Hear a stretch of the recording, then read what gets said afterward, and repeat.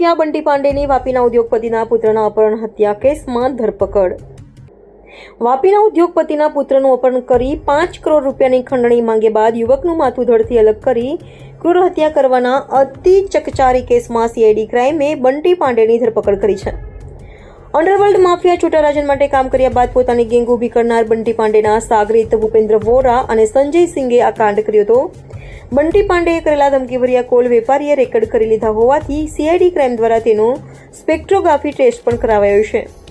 CID ક્રાઇમના સૂત્રો પાસેથી વાપીની ideal training કંપનીના સંચાલક મુત્તુર અહેમદ કાદિર ખાનના પુત્ર અફઝરનું વર્ષ 2004માં અપહરણ કરાયું હતું.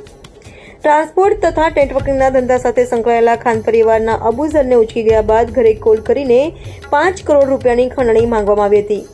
અંડરવર્લ્ડ માફિયા બંટી પાંડેના નામથી ધમકી આપવામાં આવતા ખાન પરિવારે પૈસા ચૂકવવાની તૈયારી બતાવી હતી. તેઓએ દુબઈમાં એક સંબંધી મારફત 5 લાખ રૂપિયા આ ગેંગના સાગરીતને ચૂકવ્યા પણ હતા. જોકે ત્યારબાદ અપહરણ કરનારાઓએ અબુઝર સાથે વાત નહીં કરાવતા પરિવારને શંકા ગઈ હતી. આ દરમિયાન સુરત ક્રાઇમ બ્રાન્ચની ટીમે અન્ય એક કેસની તપાસ દરમિયાન સંજય ઉર્ફે સંજયસિંહ ઉર્ફે રાહુલને ઝડપી પાડ્યો હતો, જેની પૂછપરછમાં વાપીના અબુઝરની હત્યા કરી દેવાયાનો ખુલાસો થયો હતો. મહારાષ્ટ્ર બોર્ડરે અસવાલી ડેમ વિસ્તારમાં હત્યાકાંડ કરાયો હતો. એ સમયે ઘોલવડ પોલીસને અબુઝરનું માત્ર ધડ મળ્યું હતું, જેના પરથી ગળું વાઢીને હત્યા કરાયાનું કન્ફર્મ થયું હતું.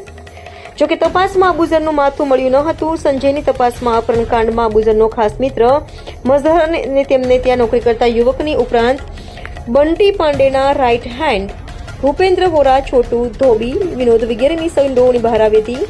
આ કેસમાં બંટી પાંડે અને તેના સાગરીતોને વોન્ટેડ જાહેર કર્યા હતા.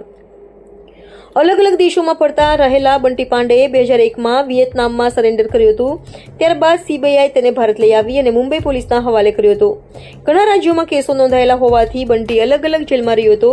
અબુઝરના અપહરણ અને હત્યા કેસની તપાસમાં જે તે સમયે સીઆઈડી ક્રાઇમને સોંપી દેવામાં આવી હતી. બંટી પકડાયા બાદ સીઆઈડી ક્રાઇમ દ્વારા તેનો કબજો મેળવવા માટે દિલ્હીની તિહાર જેલમાં વોરંટ જમા કરાવ્યું હતું. દરમિયાન બંટી પાંડે છેલ્લે નૈનીતાલની અલમોડા જેલમાં હતો. બંટી સામે મોટાભાગના ગુનાઓમાં કાર્યવાહી થઈ હતી હોવાથી સીઆઈડી ક્રાઇમે 10 વર્ષ અગાઉ જમા કરાવેલા વોરંટને પગલે તેને સુરત લાજપોર જેલ મોકલી દેવાયો હતો, જેથી સીઆઈડી ક્રાઇમના ઇન્સ્પેક્ટર બતુલે તેની ધરપકડ કરી 4 દિવસના રિમાન્ડ મેળવ્યા હતા. બંટીએ અમૃત અબુના ભાઈ ઓએઝને કરેલા 3 કોલે એ સમયે રેકર્ડ કરી લેવાયા હતા, જેના કારણે સીઆઈડીએ બંટી પાંડેનો સ્પેક્ટ્રોગ્રાફી ટેસ્ટ પણ કરાવ્યો હતો.